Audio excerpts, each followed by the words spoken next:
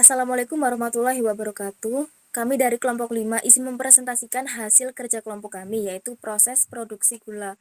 Sebelumnya, izinkan saya memperkenalkan anggota dari kelompok 5. Dari saya sendiri, Wahyuni Nabila dengan NIM 39, kemudian ada Fionita Okinanda dengan NIM 37, kemudian ada Vivian Lucida Devi dengan NIM 38, dan yang terakhir ada Saroini Maulidia dengan NIM 40. Sebelum melanjut ke proses pembuatan gula, akan kami jelaskan sedikit mengenai bahan-bahan utama yang dapat dibuat menjadi gula, yakni yang pertama ada sugarcane atau tebu, yang kedua ada corn atau jagung, dan yang ketiga ada sorghum. Next.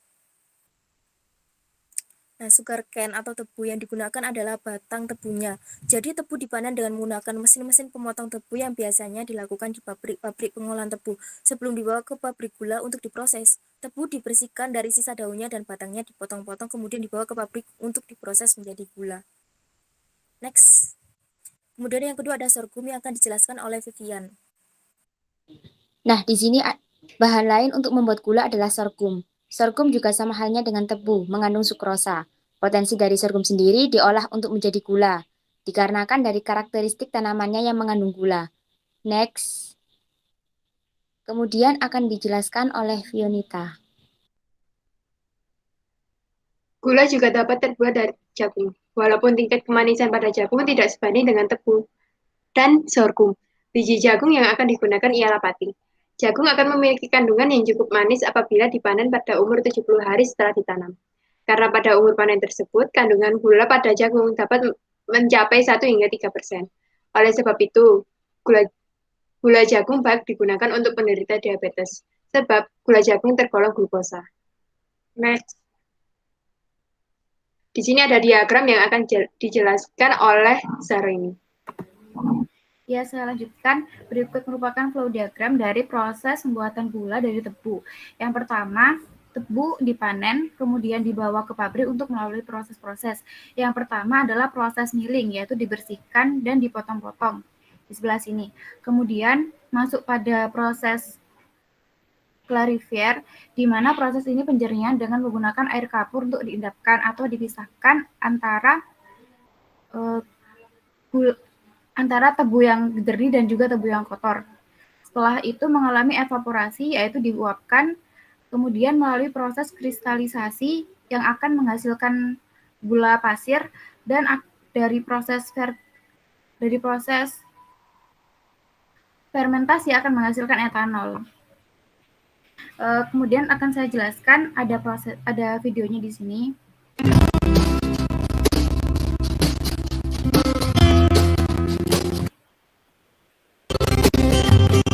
Nah, di sini merupakan proses dari milling, yaitu dipotong-potong dan dihaluskan.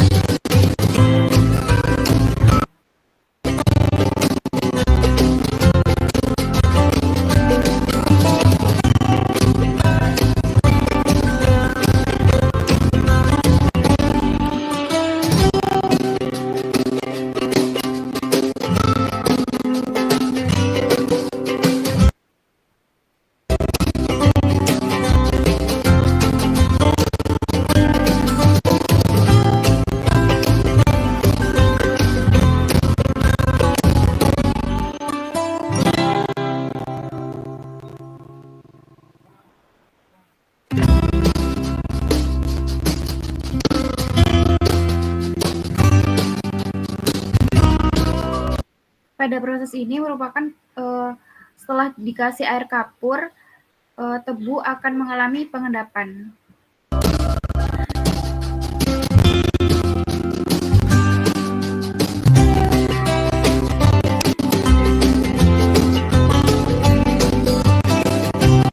Dapat dilihat di sini ada cairan yang kotor dan di sini adalah cairan yang jernih.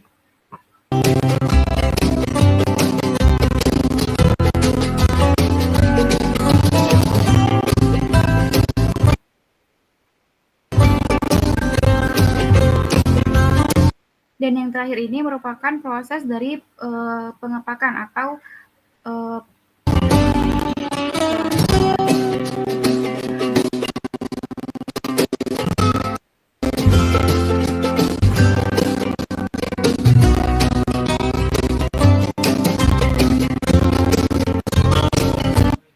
pada proses ini kemudian gula akan siap untuk diproduksi.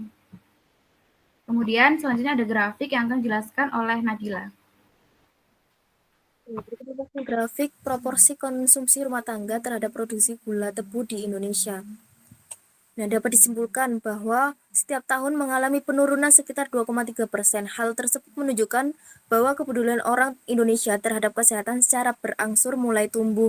Ada kemungkinan masyarakat mulai beralih dari menggunakan gula tebu menjadi komoditi gula dari sumber lain seperti jagung atau lainnya.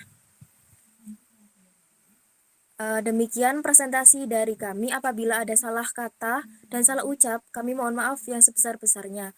Thanks for watching. Wassalamualaikum warahmatullahi wabarakatuh.